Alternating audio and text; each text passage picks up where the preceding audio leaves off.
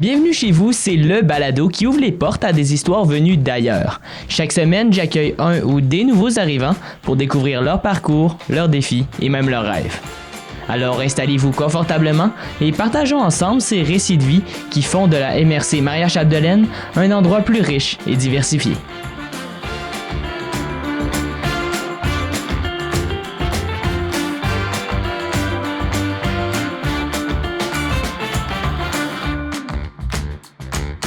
Rebonjour à ceux qui écoutent cet épisode de Bienvenue chez vous et bienvenue bien sûr à ceux qui l'écoutent pour la première fois. Comme d'habitude, je vous invite à aller écouter les épisodes précédents et les nouveaux épisodes. Pas obligé de les écouter en ordre, il n'y a pas vraiment de suite. Donc pour ce 7e épisode, on est avec Yelena Bika-Bika, c'est bien ça? C'est ça, exactement. Comment ça va? Ça va très bien, merci. Avant de commencer avec les grosses questions, est-ce que tu peux un peu nous dire c'est quoi ton parcours, pourquoi tu es venu dans la MRC Maria-Chapdelaine, etc. Mais bien sûr, écoute, moi, initialement, je viens de la France, je viens de Paris plus précisément, puis je suis revenue au Québec après, on va dire, 5 ans. J'étais déjà venue une première fois en 2015, j'étais restée pendant 8 mois à Montréal, OK. puis j'étais venue pour finir l'équivalent du baccalauréat au Québec. Là, j'avais fait un échange, 4 mois de cours, puis après 4 mois de stage. Puis quand j'étais partie, je m'étais toujours dit, je rêve de revenir au Québec, j'ai adoré. Puis j'ai continué toute ma formation en France. Puis c'est ce qui s'est passé, c'est que quand j'ai fini ma première maîtrise en France, pendant 1 an et demi, j'ai pas trouvé de travail. OK. Ouf. Puis j'avais toujours essayé de retrouver quand même... Enfin, j'avais toujours dans l'idée que j'aimais beaucoup le Québec. J'avais toujours dans cette idée en tête que je voulais y retourner. Puis pendant ma maîtrise en France, j'avais comme eu des publicités pour une maîtrise qui se donnait à Sherbrooke en gestion de l'environnement. Et je m'étais dit, ça serait peut-être Pourquoi pas, c'est ça exactement. Puis ce qui s'est passé, c'est que la maîtrise à Sherbrooke faisait des petites présentations pour les personnes qui vivaient à l'étranger. J'ai participé enfin à cette présentation, peut-être quelque chose comme en mars 2019, c'est ça. Puis à la fin de la présentation, je me suis dit, c'est bon. Je retourne au Québec. Donc, j'ai fait tous mes papiers, puis c'est ça. Je suis arrivée en janvier 2020 au Québec, puis c'était mon retour au Québec à Sherbrooke. T'es arrivée directement à Montréal ou... Alors non, je suis allée à Sherbrooke. J'ai fait ma maîtrise, c'est ça. De janvier 2020 à octobre 2021, j'ai fait ma maîtrise à Sherbrooke. En pleine COVID, toujours très sympathique. Oui. Et en fait, c'est ça, pendant que j'étais à Sherbrooke, j'ai eu à faire un stage. Je pourrais vous raconter comment c'était toutes les péripéties pour avoir un stage, mais tout ça pour dire qu'il s'est avéré qu'il y avait une personne qui proposait un stage en télétravail, que c'était une entreprise de Dolbeau-Mistassini, la société de gestion environnementale. Okay. Ouais. J'ai fait mon stage avec eux à distance pendant l'automne 2020. Et en fait, à la fin, moi, j'ai dit, moi, j'ai beaucoup aimé, ça m'a beaucoup intéressée. Donc, si vous pensez à moi, puis en fait, j'ai été recontactée 4 mois avant de finir la maîtrise. Et puis, c'est comme ça que je suis arrivée à Dolbeau. Voilà. Puis, quand tu es arrivée à Dolbeau, ouais. Pas au Québec, vraiment à Dolbeau, comment ça s'est passé ton installation? Est-ce qu'il y a eu des organismes qui t'ont aidé? Oui, vraiment. S'il y avait pas eu les organismes, je pense que j'aurais dit à ma chef, écoute, on abandonne le projet. Soit tu acceptes que je reste faire le télétravail à Sherbrooke, soit sinon on abandonne. En fait, c'est ça. J'avais quand même vu quand ma directrice, ma future directrice m'avait dit, oui, c'est bon, t'es prise. J'avais regardé quand même vite fait juste les logements, mais vraiment en survol. Et je m'étais dit, ça sert à rien que je m'y prenne à attendre. De toute façon, je voyais qu'il n'y avait pas beaucoup de propositions. Puis quand je me suis mise vraiment, alors là, c'était dans un profond désarroi parce que je me suis dit, OK, ça va être beaucoup plus compliqué. Ouais. Puis j'avais posté sur un des groupes Facebook des logements à Dolbeau, là, pour dire que j'étais à la recherche d'un logement et j'étais contactée par une agente de porte ouverte sur le lac qui a été, comme je l'ai dit la dernière fois, mon ange gardien parce qu'elle m'a vraiment complètement aidée à trouver un logement. Sans elle, ça n'aurait pas été possible parce que j'ai commencé à faire mes recherches quand j'étais en France puisque j'étais retournée pour les vacances en France. Donc, j'avais commencé à faire des recherches depuis la France. Donc, c'est là qu'elle m'a contactée. Puis après, je suis revenue au Québec, mais j'étais à Sherbrooke encore. Donc, c'est elle qui m'a permis, qui a fait des visites pour moi, qui a fait le lien avec des propriétaires. Puis, en fait, une semaine avant d'arriver à Dolbeau, j'avais toujours pas de logement. Ouf. J'avais eu 2 possibilités qui se sont écroulées au même moment. L'un revendait son immeuble, l'autre, la locataire ne partait plus, donc j'étais OK. Ouais, Donc j'étais... Ah non. Plus dur dans ce temps-là. Non, le mercredi, avant d'arriver à Dolbeau, j'étais en pleurs à Sherbrooke. J'étais en train de me dire comment est-ce que je vais arriver dans cette ville. Et en fait, mon agente a proposé un logement chez l'habitant, puis elle a fait un poste pour moi, puis tout de suite, on a trouvé quelqu'un, puis je suis restée chez cette personne-là pendant 2 mois. Okay. Puis après, j'ai trouvé un logement, puis c'est ça. Tantôt, tu as dit que quand tu es arrivé au Québec, tu as commis un coup de cœur sur le Québec. Oui. Mais quand tu es arrivé en région, oui. c'est pas les mêmes, c'est pas la même vie pantoute. Ça a été quoi tes premières impressions de la région? Ben, tu sais, peut-être avant même, dans la décision de venir en région, il y avait quand même cette idée. Ben, c'est sûr que je savais que j'allais me retrouver dans une petite ville. Donc, j'avais un peu des appréhensions, parce que, genre, moi, j'avais les idées des petites villes qui sont pas toujours très accueillantes, un peu fermées. C'est difficile de se faire des liens. Mais en même temps, j'avais été soit à Montréal, soit à Sherbrooke. Donc, j'avais toujours été dans des contextes plutôt de villes qui sont très mélangées. Ouais. J'avais été dans des contextes où j'étais à l'université, donc j'étais beaucoup avec des étudiants internationaux, soit des Français, soit des personnes qui venaient d'ailleurs, mais très rarement des Québécois. J'ai eu 2-3 fois où j'ai eu des amis québécois, mais sinon C'était vraiment différent. C'est ça, exactement. Sur un groupe de 10 personnes, j'avais 9 personnes qui étaient françaises ou d'ailleurs, et puis une personne qui était québécoise. Et je m'étais dit, hey, j'ai envie d'aller. La région, ça va me permettre, de connaître le vrai Québec, entre guillemets, là, genre sans pouvoir trop être dans les clichés. Mais donc, du coup, j'avais dit ça. J'ai dit, j'ai envie de voir le vrai Québec. Et quand je suis arrivée en région, mais c'est facile de tomber en amour avec le lac Saint-Jean. C'est facile de tomber en amour avec Dolbeau-Mistassini. Genre, c'est quand même une très belle région. Le lac, la rivière, genre, même les personnes sont quand même très accueillantes. Donc, ça a été très facile de se sentir bien à Dolbeau. Mais vraiment, il faut que j'avoue que c'est avec aussi le fait d'être arrivée à Dolbeau-Mistassini avec Porte ouverte sur le lac et Place aux Jeunes, ça m'a permis aussi très facilement de me faire un cercle d'amis. Ouais. Donc, du coup, en 2 mois, j'avais déjà l'impression d'être posée, d'avoir mon cercle de personnes que je connaissais, puis de me dire, je suis bien. Puis là, tu parles des gens de Dolbeau, des gens de la MRC. Ouais. Comment, donc, j'imagine que tu les trouves super smart et tout. Oui. C'est quoi les différences qu'il y a entre les gens ici dans une petite ville, dans une petite région, à comparer à la grande ville de Paris, qui est Paris et tout? Tout, faut avouer.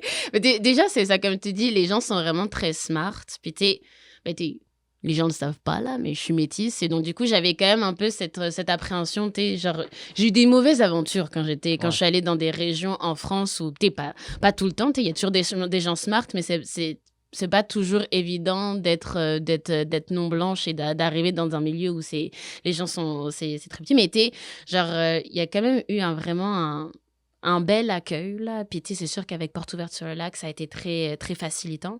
Puis, j'ai oublié ta question.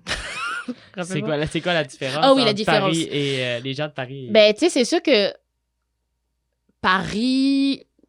Bon, voilà, on va rentrer dans les clichés tout de suite, là. Mais les Parisiens ne sont pas forcément les gens les plus accueillants au monde. Je pense que les gens le savent au Québec, en général. Quand je dis que je viens de Paris, les gens me disent oh, « T'es parisienne, mais j'en reviens pas. T'es la première Parisienne avec laquelle je m'entends. » Donc, je sais que les Parisiens sont des personnes qui sont très stressées. Les gens ne se connaissent pas. Donc, genre, ça peut être un contact assez froid, là. Alors que c'est sûr qu'à Dolbeau, tout le monde se connaît. Il y a quelque chose, c'est très agréable. Moi, ça me marque toujours. Je rentre dans un magasin, puis les gens me disent « Ah, mais t'es la fille à qui? Ah, mais oui, t'es le fils à... » Donc, du coup, tu vois que tout le monde se connaît. Puis même, au bout d'un moment, je rentre dans ma 3e année à Dolbeau-Mistassini. Puis c'est ça, je vois que les gens commencent à me reconnaître. Quand je vais dans certains endroits, les gens savent ce que je veux manger, ce que je vais boire, des choses comme ça. Donc, c'est vraiment très agréable. Je trouve que c'est ça. Les gens, je les trouve très quand même dans l'accueil et puis était assez ouvert d'esprit comparé aux Parisiens. Même si j'aime Paris. J'aime Paris, mais c'est vrai que je trouve qu'au niveau, en tout cas, c'est plus facile, je pense, parfois d'arriver à se faire un cercle ou de rentrer dans une petite ville, dans une petite ville que quand tu es dans une grande capitale comme Paris où tu es très vite très anonyme. C'est sûr qu'il y a moins de monde, il y a la différence de Exactement, monde c'est ça. Puis là, tu m'as dit que ça fait 2 ans que tu es arrivé. Je suis dans ma 3e année, ouais, c'est ça. 3e année. Ouais. Donc, depuis que tu es arrivé, est-ce que tu t'impliques dans la MRC, dans la région? Ben, J'imagine que oui, quand un peu. même. Ben, déjà, rien que par mon travail, là, à la Société de gestion environnementale, ben, c'est un organisme, un OBNL, j'y arrivé, un OBNL.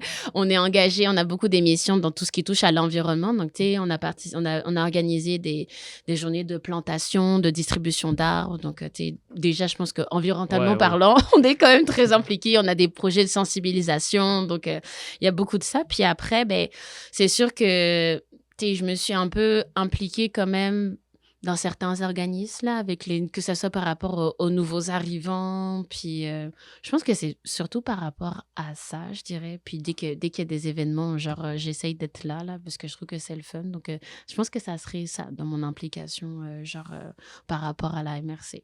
Puis on parle de nouveaux arrivants. Ouais. Pourquoi ne pas leur donner des conseils? Oui. Si tu devais leur donner une, deux ou un top, peu importe le nombre que tu veux, des activités à faire, des endroits à visiter dans la MRC Maria-Chapdelaine, ce serait quoi ton top 2, top 3? OK, alors mon top 1, c'est influencé par mon travail parce que on s'occupe de cet endroit-là beaucoup. On lui donne beaucoup d'amour. Ça serait le parc de la Pointe-des-Pères, le secteur de la Pointe-des-Pères du parc régional des Grandes Rivières, pour dire le bon mot. Parce que, c'est vraiment un endroit magnifique pour se balader, pour être à la fois dans la forêt, pour aussi voir la rivière. Puis il y a des vergers collectifs où les personnes peuvent venir pour récolter des petits fruits, donc c'est le fun. Nous, on s'occupe d'un petit jardin aussi là-bas, donc c'est aussi le fun. Les gens peuvent avoir l'opportunité, quand on fait les récoltes, de venir récupérer quelque chose. Donc j'enlève ma casquette de la SGE. Puis après, c'est sûr que les plages. Oui. Franchement, on a vraiment la chance d'avoir des très, très belles plages à Dolbeau, puis à Dolbeau-Mistassini. Puis c'est sûr que la plage en arrière du métro, quand même, c'est quand même, c'est une plage qui est en plein milieu de la ville, mais une fois que tu es à la plage, tu n'as pas l'impression d'entendre les voitures. Genre, tu entends juste la rivière, c'est posé. Puis, Vauvert aussi, si on veut y aller avec quelque chose d'un peu plus grand. Donc, je pense que ça serait les endroits que je conseillerais le plus. Puis après, si on veut y aller avec un endroit un peu sympathique, je dirais la microbrasserie du Coureur des Bois. Parce que c'est vraiment un bon endroit, c'est très chaleureux. Puis l'hiver, là, je participe beaucoup au quiz de la microbrasserie. Puis ça, c'est une activité le fun. Ouais. Non. Honnêtement, je suis pas... Il y a 3 équipes qui sont vraiment beaucoup trop bons. Avec mes amis, on dit qu'il faudrait qu'ils soient hors compétition. On sait que c'est toujours eux qui vont gagner. Donc, on s'accroche avec mon équipe. Il y a une fois, on a été dans le top 3. Donc, c'était quand même le fun. C'est ça, mais sinon, c'est sûr que non. Il y a des gens qui sont trop bons. Puis sinon, est-ce qu'il y a des aspects de la France qu'on n'a pas ici au Québec, de la nourriture, la famille, qui te manquent, là, des aspects qui te manquent? Mais c'est sûr, oui. C'est sûr qu'au niveau de la nourriture, là, je suis vraiment désolée de dire à Dolbeau-Mistassini que, genre, c'est vraiment, ça fait dur. Oui. J'aime beaucoup cuisiner, j'aime beaucoup la nourriture, et c'est vrai que je trouve que pour ça, à Dolbeau-Mistassini, c'est difficile, c'est compliqué, mais moi, je me cuisine à la maison, là. Je me fais des plats à la maison. Puis après, oui, c'est ça. Je dirais qu'au niveau de la France, et surtout pour Paris, là, la diversité des restaurants, la diversité des différents types de cuisine que tu peux avoir de partout dans le monde, ça manque beaucoup. Les transports en commun, mine de rien. Genre, les transports en commun, le fait de ne pas avoir forcément à dépendre de la voiture, c'est quand même quelque chose que je trouve qui manque un tout petit peu de Paris, quand même. Puis après, il y a quand même une belle diversité. Je dirais pas qu'il n'y a pas une diversité culturelle au lac ou à Dolbeau-Mistassini, parce qu'au final, entre Dolbeau puis toutes les petites villes autour, tu peux quand même avoir pas mal de musées. Mais j'avoue qu'au niveau de la diversité des musées qu'on peut avoir à Paris, c'est sûr, c'est pas comparable du tout. Puis après, c'est sûr que, oui, ma famille, le fait de pas avoir ma famille, surtout quand on est à un endroit à Dolbeau, en général, les gens sont tous proches de leur famille ou leur famille est à 1 heure. Mais j'avoue que parfois, là, de me dire que ma famille est genre à 7 heures d'avion plus 5 heures de voiture, là, c'est parfois un peu dur, oui. Est-ce que tu vas les voir? J'imagine que tu vas quand même les voir des fois. J'essaie, mais avec les prix du billet d'avion, là, c'est compliqué. Mais j'essaye de revenir au moins une fois par an. Il y a juste l'année dernière où je suis pas, tu sais, ça, Noël 2023, je l'ai passé au Québec parce que j'étais déjà revenue une fois en 2023 pour le mariage de ma meilleure amie. Mais sinon, je reviens une fois par an, moi, en France. J'essaye de faire ça. Puis là, tu parlais d'aspects culturels un peu, puis des plats, désolé, de la France qu'on n'a pas au Québec. Ouais. Mais est-ce qu'il y a des aspects culturels et des plats typiques québécois que tu affectionnes particulièrement? J'avoue que pas beaucoup. Genre, j'avoue que la poutine, genre, je sais que tous les Français, au départ, ils arrivent, ils disent, on n'aime pas la poutine, puis après, ils s'y font. Pour l'instant, je ne me suis toujours pas faite, à part celle de Perron. De chez Perron. La fromagerie chez Perron, là, genre, la poutine, j'ai trouvé vraiment très, très bonne.